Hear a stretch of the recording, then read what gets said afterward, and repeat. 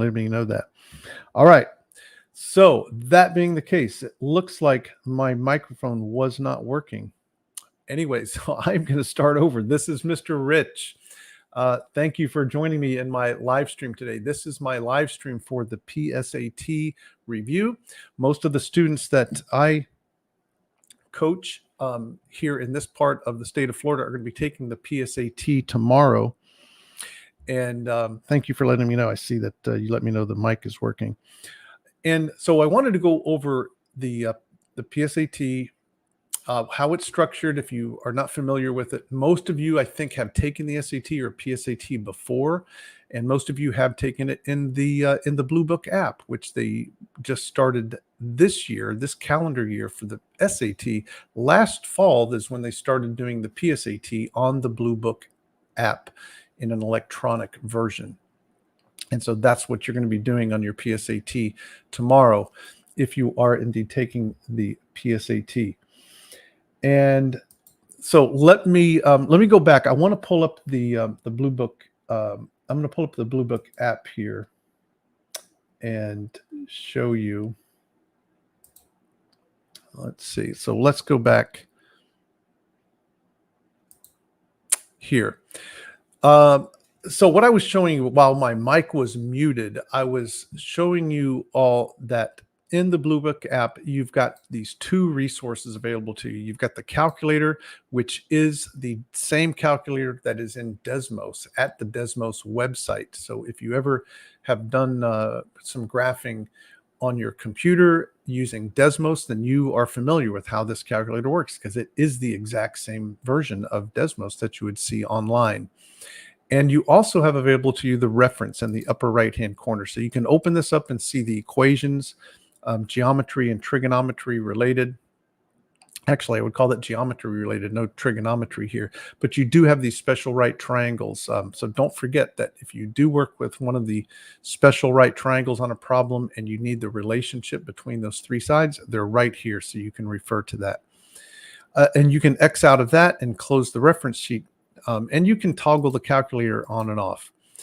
You'll see that probably about a third of the problems can be done using the calculator to completely solve the problem for you, or at least help you solve it. So usually you want to keep that open, and it'll move the question pane over to the right to give room for you to see both of these at the same time. And so over here, you can use this as a regular calculator. You can use the keyboard if the computer that you're using has a numeric keyboard. It makes it really handy for you to be able to punch the numbers in like I'm doing here, 65 times 9, and it gives me the answer down here, 585. If I want to clear it out, I can X out, and it gives me a fresh pane right there. Also, another thing about this calculator, if you do Shift-6, it will make an exponent for you. So that's kind of a shortcut that you'll use quite a bit. So if you wanted to graph y equals x to the second power, hold the Shift and the number 6, and it'll raise that and gives you y equals x squared. If you have ever used Delta Math in your math classes, then you're familiar with using the keyboard on putting in equations and algebra expressions. It works much the same way here. And you can graph multiple equations at once. So you can see that I've graphed y equals x squared. I could graph also, if I hit enter, it has put me down on another line here, and I can put in y equals 2x, and it gives me a purple graph, and it shows me that that graph that I'm looking at is purple, and I can see the intersection of these 2 points right here. And if I want to see more of the graph and I want to hide those expressions to give myself more area to view it, I can see it like this, and that allows me to scroll in and out with the thumb wheel on my mouse. Or if you've got a touch screen, you could pinch and zoom in and zoom out there. All right, if you've got questions for me as I go through, you should be able to post comments in the YouTube chat as we go through this, if you're watching this on YouTube. And on X, I probably can't see your comments, but I should be able to see them in YouTube. As I also mentioned, while my mic was muted, there are 22 questions in each of the 2 math modules on this. And you've got 35 minutes per per module. So that gives you well over a minute per question. All right. And timing is not as critical on this test, I think, as on maybe the ACT, where you've got exactly 1 minute per question. Students struggle a little bit more on the ACT to get totally done with all 60 questions. But here, if you keep yourself going at a reasonable pace and don't get stuck on any one question, you should not have much of a problem with timing. What you want to do, though, if you haven't done it, I would definitely recommend tonight before the test tomorrow is try the practice test that is in Bluebook. If you load Bluebook on your device at home, whether that's a laptop or an iPad, you can log in with your College Board credentials, and there are 2 PSAT and MSQT practice tests that you can try if you haven't done those already. Even if you have done them, you can do them again if you wanted to. But you can try those, and it's going to be the same experience in the same app as you'll see tomorrow when you take the test, and that'll give you a better idea of how you're doing on the pacing. All right, so having said all that, what my next task is I want to work some problems that come from the practice test on the PSAT. So I'm going to do that now. I'll move over to my screen here. I started working this problem, I believe, while my mic was muted.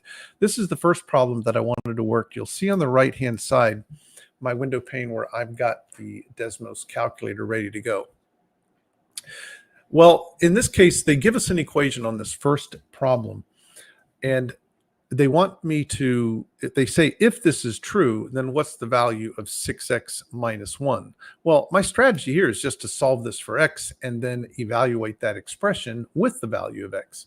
So you could probably do the mental algebra here, right? But I'll write it out. 2x would be equal to 6, and then when I divide by 2, I get x equals 3. And so then I put 3 into this expression. 6 times 3 is 18. 18 minus 1 is 17. Now, this is an open response question. So when you are in the Bluebook app, you'll be able to click inside there and type in the 1 and the 7. And then it will give you the graphical representation, right? So if you type in 1, 7 right here, it'll show the 1, 7 here. And the reason they do this is because if you enter in a fraction and say you put 1/3, then it'll show it as an actual graphical fraction. It'll show you in the proper way that the grader, the electronic grader, is going to see the answer. All right, so just make sure you've got a good match between those two before you move on. A common mistake in a problem like this is you do a bunch of, this didn't take many algebra steps, but sometimes you do 3, 4, 5 algebra steps, you get an answer for x and you forget that there was another expression that you had to evaluate. So every time that you're about to leave a question on the SAT or the PSAT and you think you've got the answer ready to go, whether it's multiple choice or free response, you need to go back and reread what the question was, right? This wasn't x, it was 6x minus 1. So they're trying to get you to maybe put in a 3, but actually our answer here is 17. All right, let's move on to the next question that I wanted to cover. This right here is a scatter plot. These are 5 points that form a relationship between 2 variables x and y that looks like it's mostly linear. You could picture a line that kind of fits through the middle of these. And they're saying which equation is the most appropriate linear model. So they're saying that if you did make a line that fits mostly through those points, what would be the best equation for it? Well, when we look at this, we can see that our y-intercept is going to be around 2, a positive 2. So I'm going to eliminate question A because it looks like that's a y-intercept that would be negative. This looks like a y-intercept that's 0. And so it just comes down to what is the slope of this. Now, the 2 remaining questions have a negative and a positive slope. And I know that that slope is positive because it's rising to the right. So I'm not even going to bother calculating the slope here. I know that D is going to be my answer because of the y-intercept being about 2 and the slope being positive. All right, let's keep moving. If somebody is watching this, try posting a note just to say hi in the YouTube comments so we can see if that even works. Next question, and these again are actual PSAT practice questions. It says, how many yards are equivalent to 77 rods? And they tell us the equivalency between the measurements of yards and rods. Okay, apparently 5.5 yards is equivalent to 1 rod. Well, I would say that in this case, the best way to do this is what we would call a proportion. I would say this, that they're telling me that 5.5 yards is to 1 rod. And then I'll say as, and then I'll make another fraction, and it's X yards, right? It's an unknown number of yards is to 77 rods. And so I make that proportion right there, making sure that I have yards top and bottom, yards top and bottom. And one of the things about the ACT, SAT, PSAT is that whenever you're having to solve an equation or manipulate an equation, and that equation happens to be a fraction equals a fraction, you're going to do the same thing every time as a first step. And that's what we call cross multiply. Because if two fractions are the same, and that's what our equation says, this fraction equal to this fraction, then what has to be true is the cross multiples have to be the same. So 5.5 times 77 has to be equal to 1 times x. So as it turns out, my answer is going to be 5.5 times 77, 423.5. So I would enter in 423.5 right there for my answer. And then we are done. And one of the strategies that I tell my students that I coach on the PSAT and SAT is always, even on questions that seemed easy to you, always double check that you did not make some sort of mistake. See if you can go back and check to see, okay, yards, rods, yards, rods. Did I get this right? 5.5 goes with 1. And I had this, and it was 77. I double checked. Did I do 5.5 times 77? Yeah, so I'm good to go, and I'm ready to move on.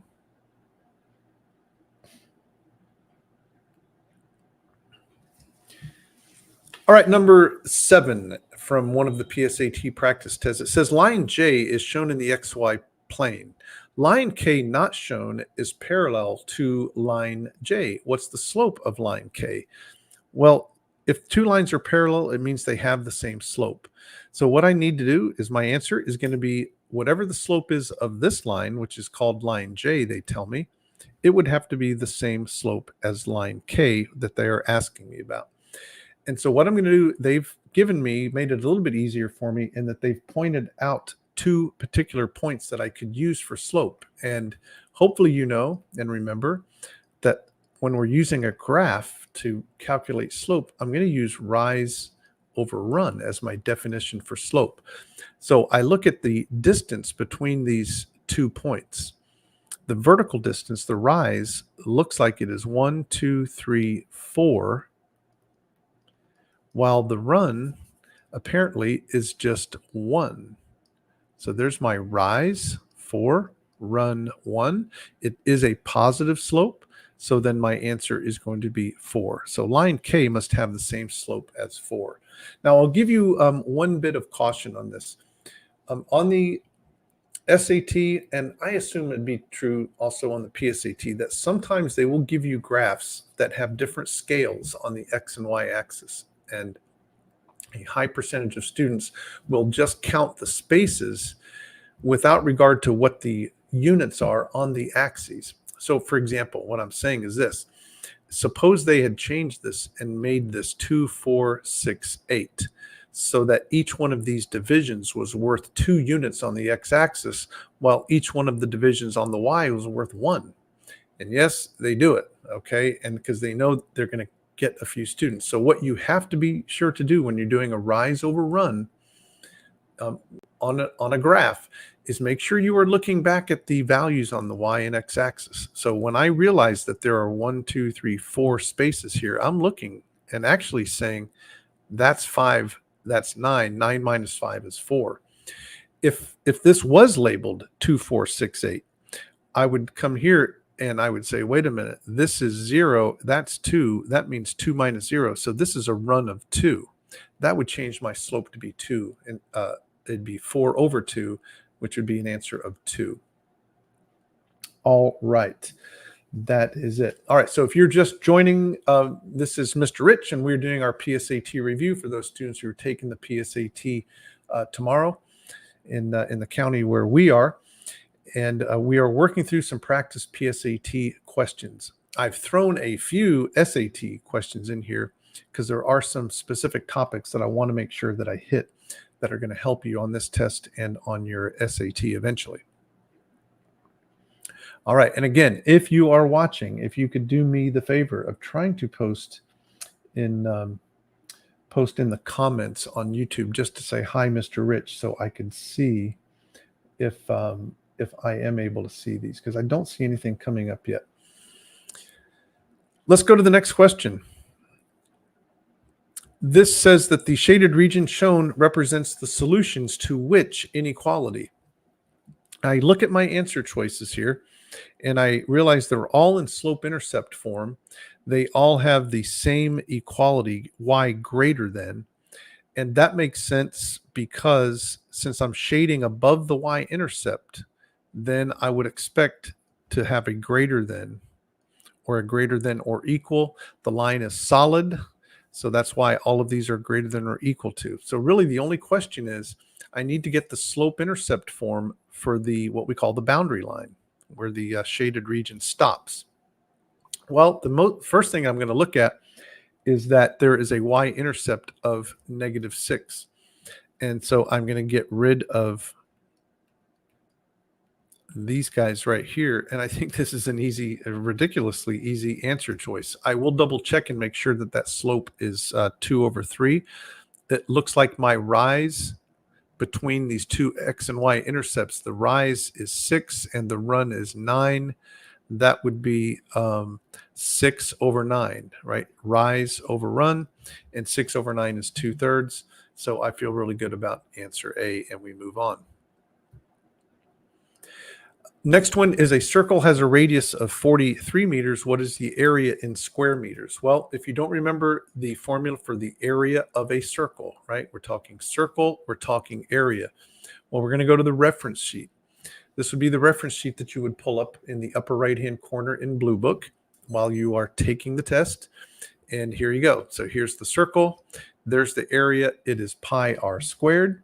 So we close that, go back to our problem, and we say it's pi r squared. Notice the answers all have pi as a part of the answer. So I don't need to put in 3.14159 for pi, but I do need to put in a radius of 43.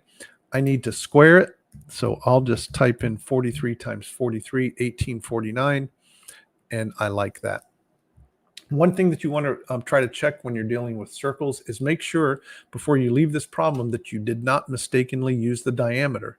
If they had told me that the diameter is 43 meters, I would need to cut the diameter in half and plug that measurement in for the radius. So sometimes they will say a circle has a diameter of 43.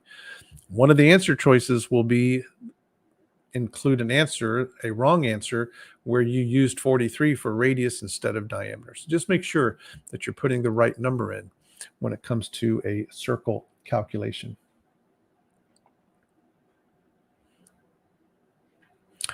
All right, another thing that you want to have committed to memory that's not on the formula sheet, the reference sheet in Bluebook, are the trigonometric ratios. So what you want to take with you into the PSAT is SOHCAHTOA, your teacher in geometry. If you've taken pre-calc, you probably aren't taking the PSAT if you've already taken pre-calc. And if you're in pre-calc, you haven't gotten to trigonometry yet. But SOHCAHTOA is that word or the abbreviations, I guess, that give you the ratios of the three sides for both sine, or all three, sine, cosine, and tangent. And the O, the H, and the A stand for opposite, hypotenuse, and adjacent. Now they're talking about the cosine of A, and that A is an angle. So they're talking about this angle right here. Well, if I go to SOHCAHTOA, it tells me that cosine of some angle, in this case angle A, is the ratio of the A over H, the adjacent side of the triangle divided by the hypotenuse. Well, the hypotenuse is going to be 42 in this case, so no surprise there. 42. Now, the adjacent side relative to angle A is going to be 41. The opposite side from A would be this segment BC. We don't know it, but we don't need it because cosine would be 41 over 42, like that.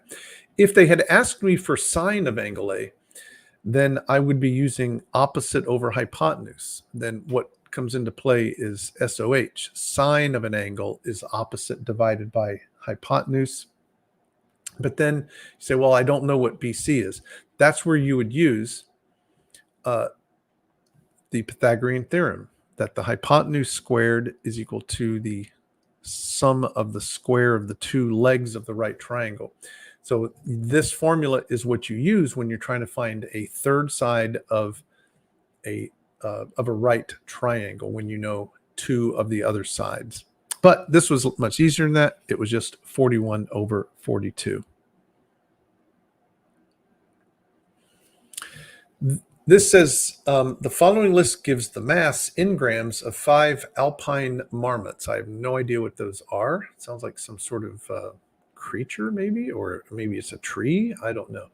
But what is the mean mass in grams of these 5 alpine marmots, whatever that is? And well, the mean is a statistic that is what we commonly call average, right? Where you add the numbers and divide by the number of numbers. So yeah, you would grab your calculator and add all 5 of those numbers and divide by 5. However, if you pull up Desmos within Bluebook, you can type the word mean and parentheses, and then type in with commas separating the measurements that it is that you want to average together. And I'm doing that. And then it gives me the average of 3630. It does the calculation. You just need to use the word mean and in parentheses separate the things that you're averaging together by commas, and it'll do it. Now, I'm going to be super careful here that I did not make an error. I'm going to double check that I just entered in everything exactly like it is in the problem. And I use the word mean, and I'll triple check it, right? I mean, I'm really adamant about I don't want to miss an easy problem on this test, right? I might miss a hard problem, but I don't want to miss an easy problem because I just was careless and typed the wrong things in. So my answer here is going to be 3,630. Okay, let's keep rolling on. This says, how many distinct real solutions does the given equation have? So this is where I'm going to show you how to use Desmos to solve an equation. If you have an equation in one variable and you're trying to solve it, and it doesn't matter whether it's a quadratic or any kind of equation, here's the strategy. The strategy is I'm going to graph the left-hand side of the equation and the right-hand side of the equation. I'm going to go ahead and get rid of these previous calculations here. What I'm saying is that I'm going to, over in my Desmos calculator, is I'm going to graph that, and I'm going to graph y equals 0. And I'm going to see where they intersect. The x-coordinate of their intersection point or points is going to be the solutions, right? It'll give me an x and a y, but I'm only interested in the x-coordinate. I will come over here now, and I will graph y equals x squared. Arrow to the right to get out of that exponent, minus 12x. Plus 27, and hit enter. And on the following line, I put y equals 0. Now, y equals 0, as you can see, and you probably know already, that y equals 0 is the x-axis. So technically, you don't need to graph the 0, but I did, and it's green. And then I can zoom in, and it looks like there are 2 solutions, 3 and 9. Well, that's my answer. It didn't ask me what were the solutions. It said how many distinct, that means separate, unique numbers. There's 2. The answers are 3 and 9. All right. So definitely use Desmos to solve equations like this. All right. Is it possible that you could get decimal answers when you use this technique? It is, but that's okay because as long as you fill in all of the spaces that are provided, I believe you've got, I forget now if it's 4 or 5 spaces, including the decimal point, as long as you fill in all of the decimals, and you can either truncate the last decimal or you could round the last decimal. It doesn't matter. So, for example, if if I was doing a calculation, this is what I mean. Suppose that I did 2 divided by 7. That was my answer. And it was a free response question. I could put 2/7 as my answer, but I could also put in 0.2857 as my answer, as long as that fills in all of the spaces. Let's suppose that this was an answer, 2.8579, and I have space to put in all of those digits. There would be 2 acceptable answers for that. It would be 0.2857 if you just truncated it, like cut it off, or if you looked at the 9 and used it to round this to an 8, that would be acceptable as well. Okay? If you have any questions, try posting them in the YouTube chat for this live stream. And I'm going to ask again. I see I've got about 8 people here right now. If somebody would be kind enough to post so I can see if they do pop up on my end. I have not done a live stream in over a year, so I'm not sure if I get to see those. All right, next. For the linear function g, the graph of g of x in the xy plane has a slope of 2 and passes through the point 114. Which equation defines g? Well, one of the things I want you to know, students, when you go in is to this test, is I want you to remember that the most useful equation to making an equation, a linear equation, is what you learned as point slope. I know that usually when we think of lines, we think of y equals mx plus b. But when it comes to creating an equation for a line, this is the way to go, because you need to put the slope in just like you do in slope-intercept. But this equation here gives you more flexibility because you can put any point that's on the line. It doesn't have to be just the y-intercept point. I can put any point x1, y1. Well, this one, they did give me 114, which is not the intercept. So it's much faster for me to say, okay, 14 is my y1, 1 would be my x1, and the slope they told me was 2. So this equation looks like this: y minus 14 equals 2 times x minus 1, like that. That was my x1, that was my y1. I do need to make it look like this because all of these are in slope-intercept, but that just requires 2 algebra steps. Distribute the 2, and then add 14.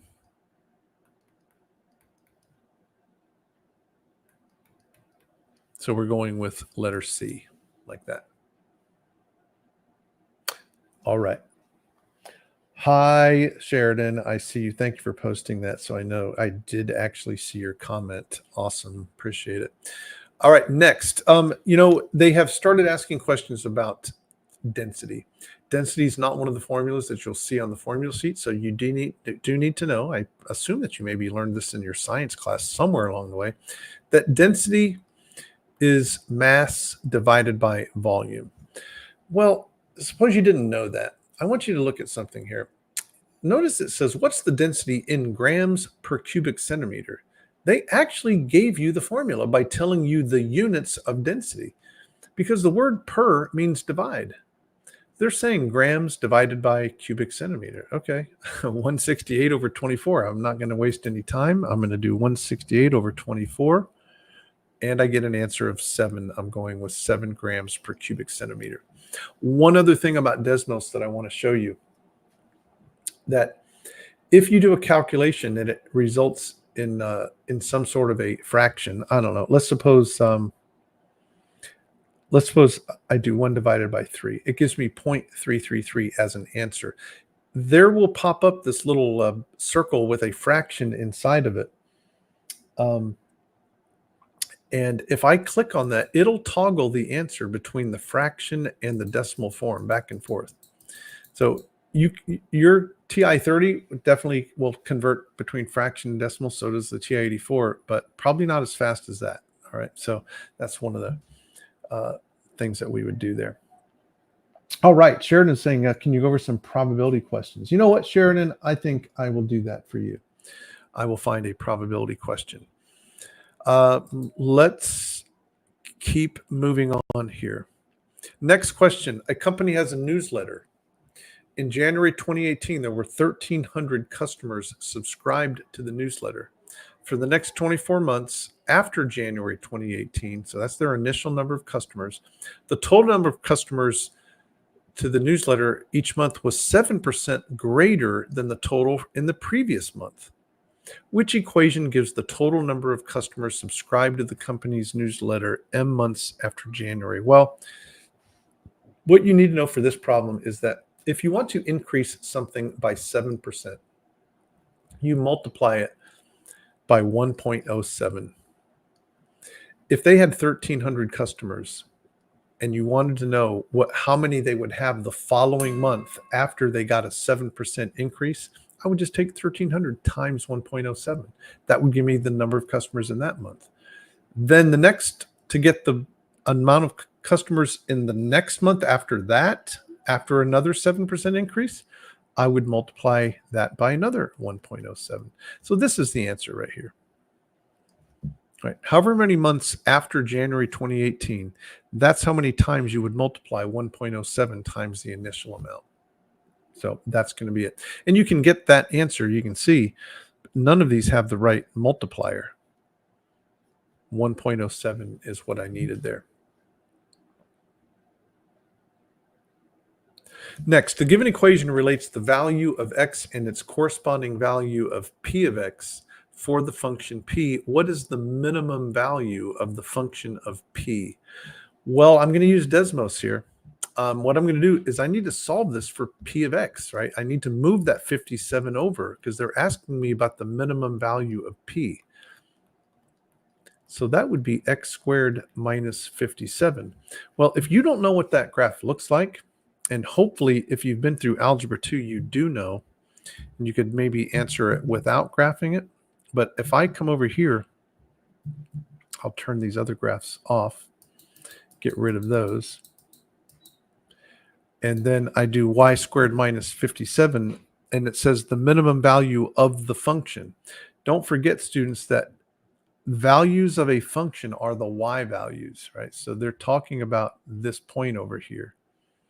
And it says, what's the minimum value? It's a negative 57, because you don't go any further down the y-axis than that vertex on the parabola. So there's our answer right there. Okay, so hopefully you know, though, that if you looked at a function x squared minus 57, that is a parabola whose vertex was at 0, 0, but then it was shifted down 57 units. And that puts you down here at negative 57.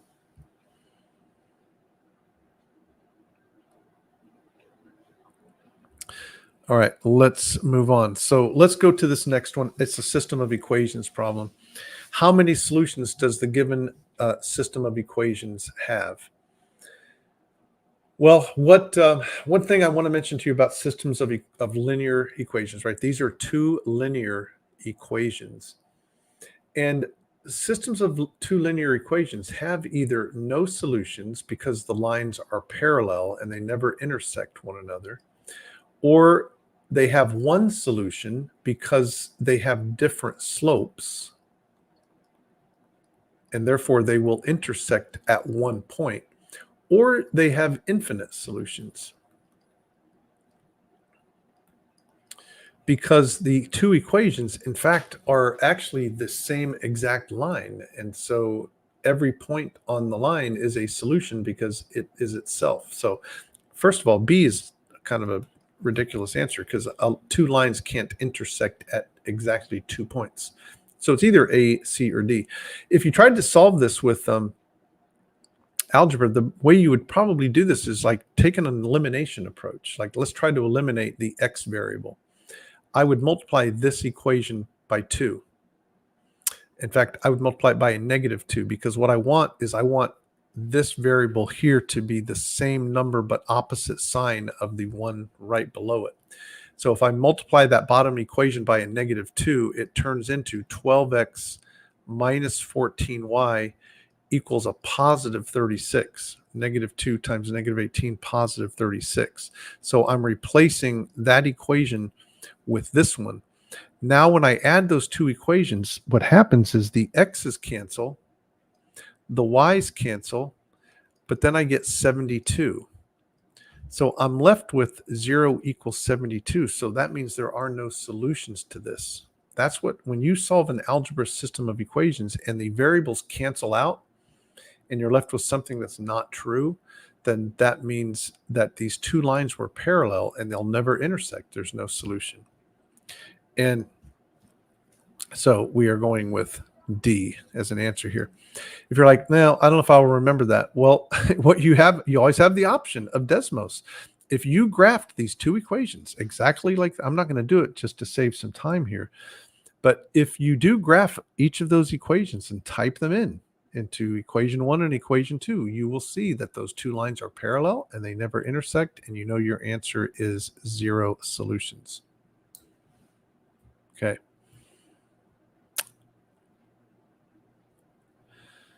All right, which expression is equivalent to this? Well, when I compare the question in its form to the form of all the answers, it's apparent to me that they factored this thing because they went from one set of parentheses to two sets of parentheses with the 17 still sitting there. So apparently they factored this. So they're checking to see if you know how to do, in this case, the difference of two squares factoring. X squared is a perfect square. 100y squared is a perfect square, and there is a minus between them. So that is what we call difference of two squares. So that's going to be the square root of the first one is x, and the square root of 100y squared is 10y. So I get a 10y in both of those. One gets a plus, one gets a minus. So we are looking at letter D as our answer there. Could you use Desmos? Yep, you could. What could you do? Well, I could graph that. I could type that in. I think that would work. These aren't equations, but I think I could type that in and then type these in and see which one of these is exactly the same thing as this. You could try that and see. All right, next. The product of two positive integers is 462. If the first integer is 5 greater than twice the second integer, what is the smaller of the two integers? Well, what I want to do in this case, since I'm dealing with two unknowns, I'm going to use an x and a y. And I'm going to make two equations. And I'm going to interpret English straight into algebra. The word is my equal sign. Is. So x is my first, y will be my second integer. The product, that means the multiplication. The product of 2 is 462. And they're positive integers. If the first integer is, okay, x is 5 greater, that would be 5 plus, 5 more than twice the second. Okay. You know what I'm going to do? I'm going right over here. I'm going to graph this. This is a system of equations. I'm going to type in xy equals 462. And I'm going to type in x equals 5 plus 2y. And then I'll take a look at this. 3314 or negative 28, 16.5. Well, they told me that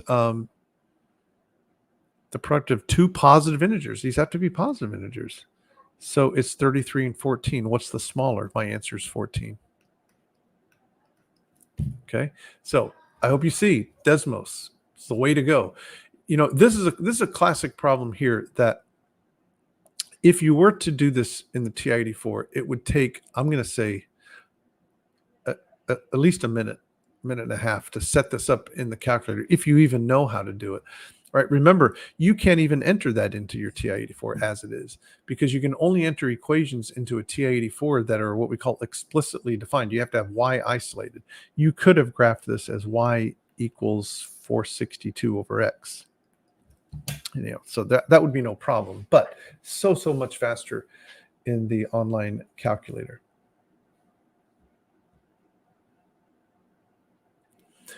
All right, and then I think I have just maybe two more, and then I want to do a probability question for Sheridan. This problem here actually this actually comes from the SAT. In the given equation, a and b are positive constants. The sum of the solutions to the given equation is k times 4a plus b, where k is a constant. What's the value of k? Now, when you read that, I would say most students that read that probably are like, I have no idea what they're even asking me or how to even start. There is something that you need to know about quadratic equation. This is a quadratic equation. It has an x squared, it has an x, and it has a constant. Don't let the a's and b's confuse you in these problems. See, the a and the b are not variables. They are constants. And a lot of students say, what do you mean they're constants? They're letters, they're variables. No, they're hidden numbers. They do represent a number, but they're just not letting us know what it is. If I knew what they were, then this thing would be a number, and this would be a number, and then it would be a quadratic. But at any rate, what you need to know about quadratic equations that you didn't learn in algebra is that the sum of the solutions to a quadratic equation that's written in standard form, the sum of its solutions is negative b over a. I could show you why with the quadratic formula, but I don't have time to show you that. But you just have to know that. That probably looks familiar to you because there's another formula called negative b over 2 times a, which is the excuse me, it's the axis of symmetry of a parabola. It is the x coordinate of the vertex. This is the sum of the solutions. So this right here, 64, that's a. This entire expression is b, and then the a times b is c. Well, they're saying that the sum is this. So the sum is k times 4a plus b equals negative b would be the opposite sign of this. Well, the opposite sign of negative that is just the 16a plus 4b. The a is a 64. So I put in a 64 right there. Now, we can't lose sight of what they're wanting us to solve for. They're wanting us to solve for k. Well, I don't know if you noticed this, but there is a greatest common factor right here of 4. I am not going to distribute the k yet. So if I pull that common factor of 4 out, I get 4a plus b over 64. And then I could divide both sides by 4a plus b. And it cancels that, and I'm left with k is equal to 4 over 64. Now, a few of you may be looking at that saying, you know what, Rich, I would never have figured out that's what I was supposed to do. Even if I knew negative b over a, I would have never. I get it. I totally get it. This is a hard question. This would probably be a question certainly less than 20% of the students would get. But how do you get this? You get this through practice, because this is what the College Board is about. They're about giving you problems that you understand the overall concepts, like quadratic equations. You understand how to solve quadratics, but they give you problems that are very unfamiliar to you, that you've never seen before. And a lot of times the unfamiliarity that they give you comes in the form of these coefficients that are hidden from you, these missing numbers, what they call the constants, a and b or k. And you just have to get practice doing lots of problems like that. It just comes through repetition, to where after you've done 10 problems that involve these missing constants, you start to catch on to their tricks, and you start to see the way to solve the problem. Okay, hopefully that helps there. And then I think I do want to remind you on this problem something about average rate of change. They're giving you a graph that has momentum on the y, time here. It says, what's the average rate of change in the momentum from 2 to 6? What I want you to remember, average rate of change, which I call AROC, average rate of change, it's the slope of the line that connects the 2 points. That's all, not slope. It's the slope of the line that connects the 2 points. What 2 points? The points at x equals 2 and 6. This point right here. This point, 2 and 6. Connect that. What's the slope of that line? Well, what's the rise? That looks like 8 minus 6. The rise is 2. What's the run? 6 minus 2, it's 4. Average rate of change is 1/2, 2 over 4. That's all it is. Average rate of change is slope. All right, this is the last one that I had.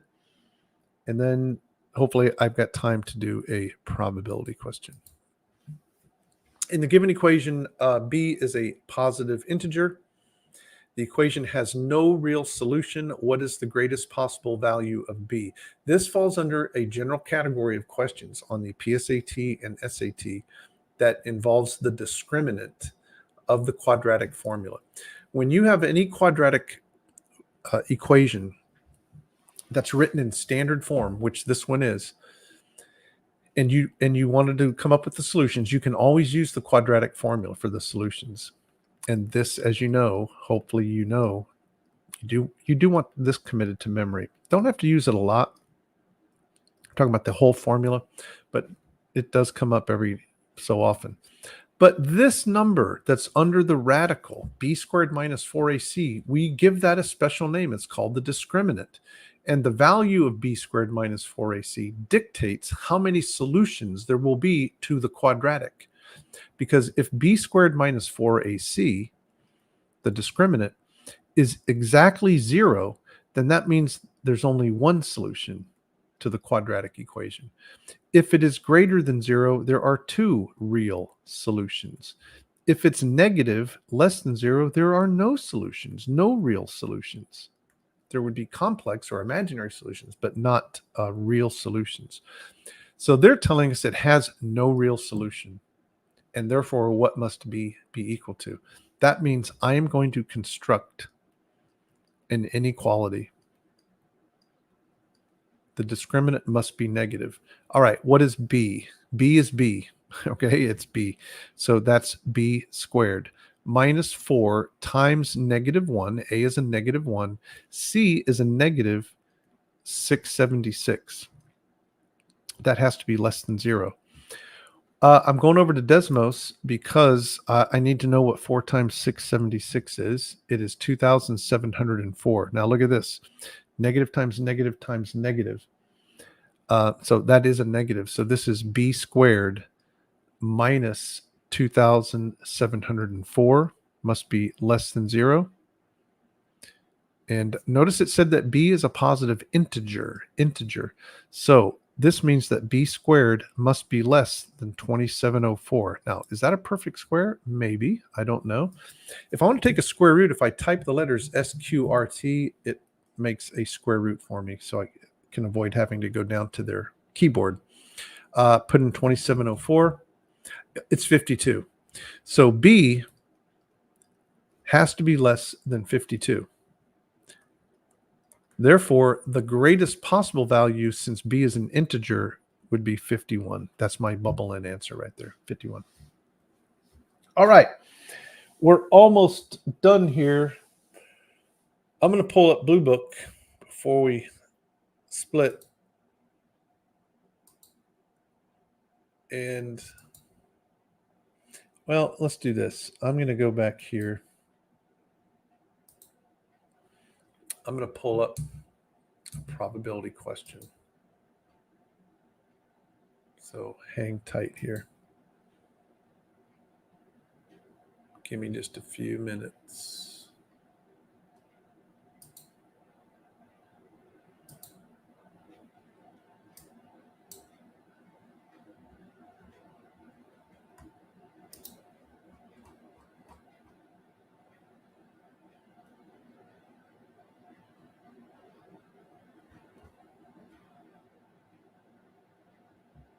All right, we'll do this one here. See if we can pull this up.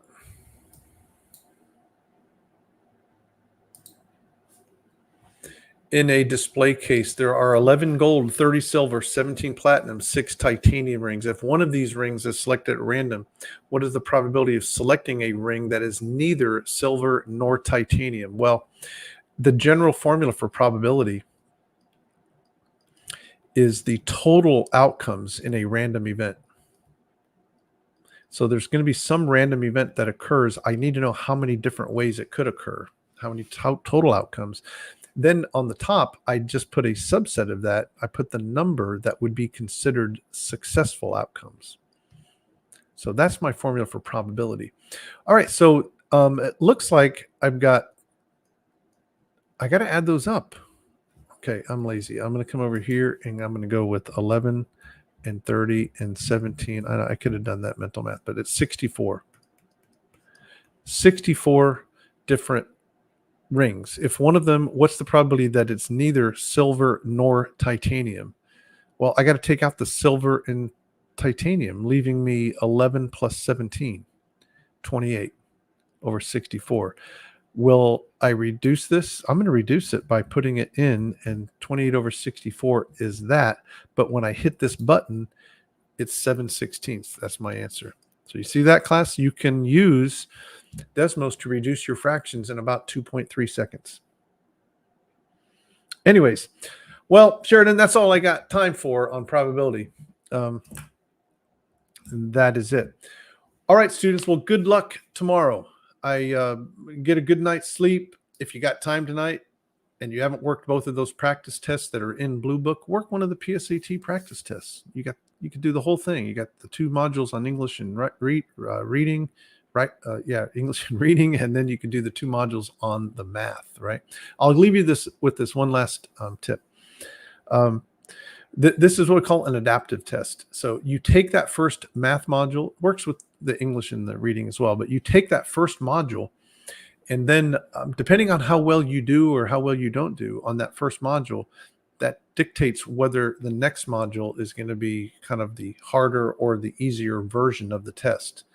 So if you are scoring, if you're expecting to score in the 600s, you're probably going to see a significant bump in the level of difficulty on that second module. But if you're still like maybe in the 400s or low 500s on the SAT math, then probably that second module might say, gee, these were a little bit easier than the first module. But anyway, so that's kind of the idea here between the 2 modules is they use the first module to figure out where they want to go with you on that second module.